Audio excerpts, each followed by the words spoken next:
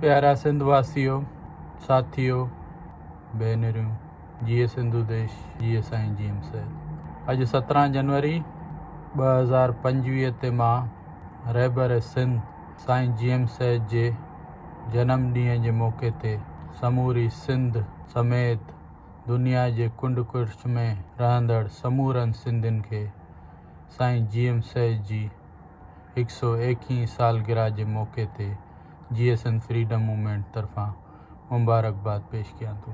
हिन सां गॾु 2025 जे नए साल जी बि मुबारकबाद ॾियां थो ऐं जिए सिंध फ्रीडम मूवमेंट जे उन्हनि कारकुननि, अदिन, माउनि, भेनरुनि खे बि मुबारकबाद ॾियां थो ऐं जस ॾियां थो जेके 2021 खां वठी 2025 ताईं इन क़ौमी सफ़र में, क़ौमी काफ़िले में असां सां कुल्हो कुल्हे में मिलाए गॾु हली रहिया आहिनि ऐं जेके आहिनि रियासती सख़्तियुनि, तशद्दुद, जबरी गुमशुदगियुनि, शहादतुनि खां पोइ बि हिन क़ौमी काफ़िले में रवां दवां आहिनि ऐं हिन क़ौमी सफ़र में जिए सिंध फ्रीडम मूवमेंट में अॻु खां अॻु भरा बि आहिनि ऐं पार्टी खे सियासी इनक़लाबी तौरु समूरी सिंध में ऐं समूरी दुनिया में फैलाइनि बि पिया। मां उन्हनि खे जस बि ॾियां थो ऐं मुबारकबाद पेश कयां थो। दोस्तो, जीअं त साईं जीएम सैद जी सालगिरह हुजे या वरसी हुजे त रियासत तरफ़ां हर साल रुकावटूं विधियूं वेंदियूं आहिनि। 144 कलम लागू कयो वेंदो आहे ऐं गिरफ़्तारियूं कयूं वेंदियूं आहिनि, गुमशुदगियूं कयूं वेंदियूं आहिनि, टार्चर सेलनि जा क़ौमी कारकुननि खे मुंहं ॾिसणा पवंदा आहिनि। इन्हनि रुकावटुनि, सख़्तियुनि ऐं 144 जे कलम लागू हुजण बावजूदु रियासती जबर, रियासती ॾाढ, रियासती ॾहकाव ऐं सख़्तियुनि खे टोड़े हर साल जीअं हिन साल बि फ़िक्रे जीएम सैद ते हलंदड़ जीएमएस्ट सिंधी क़ौम, अदियूं, माइरियूं, भेनरियूं रियासती रुकावटुनि खे टोड़े हिन साल बि सन पहुता आहिनि। दोस्तो, मुख़्तलिफ़ जायुनि ते हूअं त समूरी क़ौमी तहरीक जी अॼु मुख़्तलिफ़ हंधनि ते, उहो कराची हुजे, काठोड़ पुल हुजे, जामशोरो हुजे, ॿियनि मुख़्तलिफ़ जायुनि ते क़ौमी काफ़िलनि खे रोके उन्हनि जूं तलाशियूं वठणु, अमड़ियुनि माइरनि जूं तज़लील करणु जेको आहे अॼु बि कयूं वयूं आहिनि।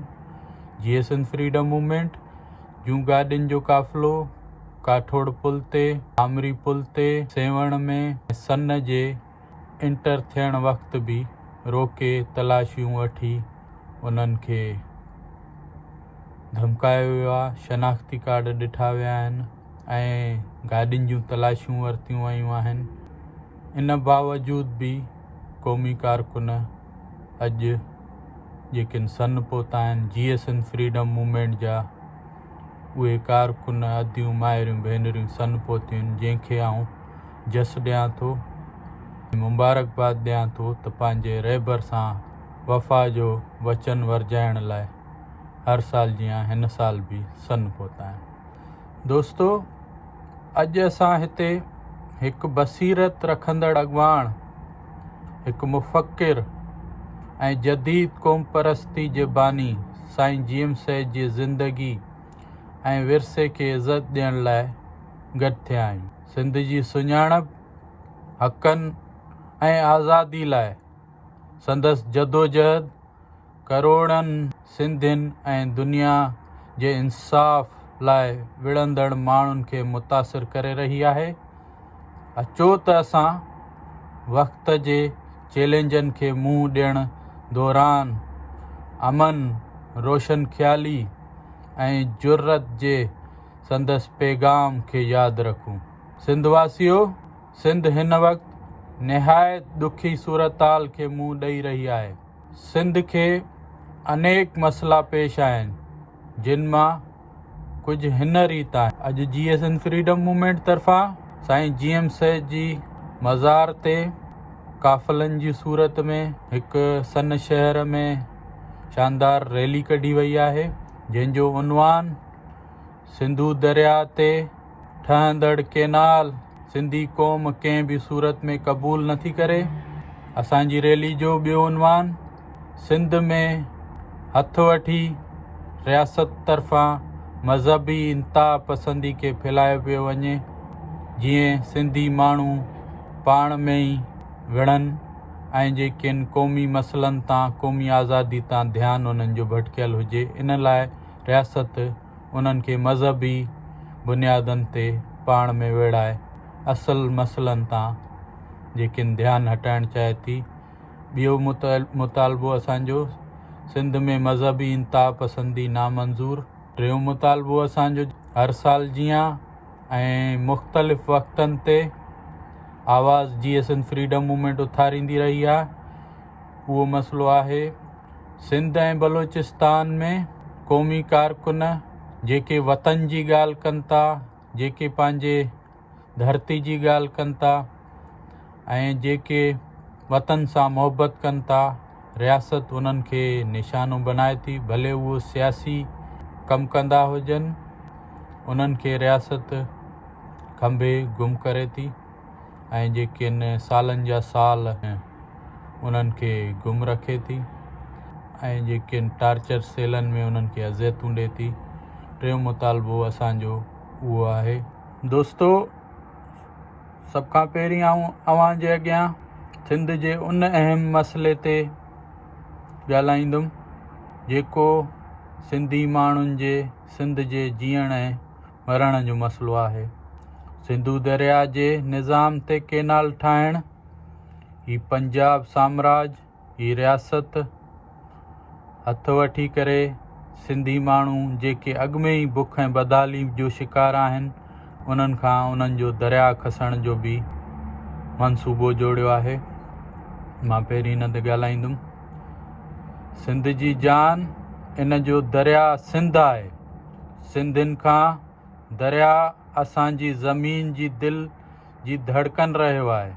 असांजी मिट्टी इहे सिंध खे पाणीअ जे इन मुनसिफ़ाना हिस्से खां महरूम कनि था, जंहिंजे करे खुश्की, लूण ऐं रेगिस्तान पैदा थिए थो। इहे मंसूबा सिंध जे हारियुनि, मज़दूरनि ऐं माहौलियाती निज़ाम जे ख़र्च ते सियासी ऐं मुआशी अशराफिया जी ख़िदमत लाइ ठाहिया पिया वञनि। जेके सोचनि था त इहे पंहिंजी लालच लाइ सिंधूअ जो इस्तेमालु करे सघनि था, असां चऊं था सिंध इन जी इजाज़त न ॾींदी। सिंधु सिंध जो आहे ऐं इन जो पाणी असांजो हक़ आहे। असां सिंधूअ ते कंहिं बि केनाल या मंसूबे जी ख़िलाफ़ मज़ाहिमत कंदासीं जेको असांजी ज़मीन, माशियत ऐं मुस्तक़बिल खे ख़तरो ॾींदो। उन सां सियासी इनक़लाबी मज़ाहिमत कई वेंदी। दोस्तो सिंधवासियो, ॿियो अहम मसइलो जेको आहे सिंध में मज़हबी इंतहा पसंदी जो आहे। मां हिन ते तव्हां अॻियां ॻाल्हाईंदुमि। साईं GM सैयद सूफ़ी क़दरनि सां जुड़ियल सिंध लाइ जदोजहद कई। हिकु अहिड़ी सिंध जेका अमन, रवादारी ऐं बका खे फ़रोग़ ॾिए थी। मज़हबी इंतहा पसंदी जो उरूज सिंध खे ख़तरो आहे। असांजे सेक्युलर ऐं कसरती सुञाणप खे ख़तमु करण लाइ इंतहा पसंद नज़रिया रियासत तरफ़ां हथ वठी करे लागू कया पिया वञनि। असीं सिंध जा माण्हू मज़हबी इंतहा पसंदी खे इन जी हर शिकिल में रद्द करियूं था। इहो ज़ुल्म जो हिकु औज़ार आहे जेको असांखे विरहाइण, इख़्तिलाफ़ राय खे ख़ामोश करण ऐं असांजी सक़ाफ़त तबाह करण लाइ इस्तेमालु कयो वेंदो आहे। सिंध हमेशह शाह लतीफ़, सचल सरमस्त ऐं ॿियनि सूफ़ियनि बुज़ुर्गनि जी धरती रही आहे, जिन असांखे इंसानियत सां सभ खां वधीक प्यार करणु सेखारियो आहे। असां इन्हनि क़दरनि खे बरक़रार रखंदासीं ऐं इन्हनि क़ुवतनि ख़िलाफ़ विढ़ंदा रहंदासीं जेके असांजी धरतीअ ते नफ़रत ऐं अदम बर्दाश्त खे मुसलत करणु चाहिनि था। दोस्तों ऐं साथियो, टियों मसइलो अॼु जी असांजी रैली जो जबरी गुमशुदगियुनि ऐं गैर अदालती क़त्लनि ख़िलाफ़ु अॼु असांजी ही GSN फ्रीडम मूवमेंट जी रैली कढी वई आहे। सिंध, बलोचिस्तान, पख्तूनिस्तान ऐं ॿियनि मज़लूम क़ौमुनि जी तारीख़ जो हिकु ॿियो कारो बाब सियासी कारकुननि जी जारी जबरी गुमशुदगियूं ऐं अदालत खां ॿाहिरि क़त्ल सवें सिंधी ऐं हज़ारें बलोच ऐं पख्तून कारकुननि खे अगवा कयो वियो आहे, तशद्दुद कयो वियो आहे ऐं सिर्फ़ु पंहिंजे माण्हुनि जे हक़नि लाइ आवाज़ उथारण ते उन्हनि खे क़त्ल पिणु कयो वञे थो। अॼु मां सख़्त तरीन मुमकिन लफ़्ज़नि में मुतालबो थो करियां त रियासत इन ज़ालिमाना अमलनि खे बंदि करे असां सभिनी गुम थियल माण्हुनि जी फौरी तौर ते आज़ादी जो मुतालबो करियूं था ऐं आलमे अक़वाम खे इन्हनि इंसानी हक़नि जी भञकड़ियुनि ऐं लताड़ ते नोटिस वठण जी अपील था कयूं। प्यारा साथियो, साईं GM सैद असांखे सेखारियो त सिंध जी आज़ादी इत्तेहाद ऐं असांजे मक़सद लाइ अहम ज़रूरी आहे। अॼु मां हर सिंधी खे इन्हनि नाइंसाफ़ियुनि जी मज़ाहिमत करण ऐं मुतहद थियण जो सॾु ॾियां थो। असांखे इन्हनि जे ख़िलाफ़ु आवाज़ बुलंद करणु घुरिजे ऐं असांजी सियासी कारकुननि जी जबरी गुमशुदगियुनि ऐं क़त्ल ख़िलाफ़ु अचो त साईं GM सैद जे रूह खे ख़िराज अक़ीदत पेश करे हिकु आज़ाद, खुशहाल ऐं पुरअमन सिंध लाइ गॾिजी कमु करियूं। हीअ असांजी ज़मीन, असांजी सुञाणप ऐं असांजी तक़दीर आहे। दुनिया जी का बि ताक़त इन खे असां खां खसे नथी सघे।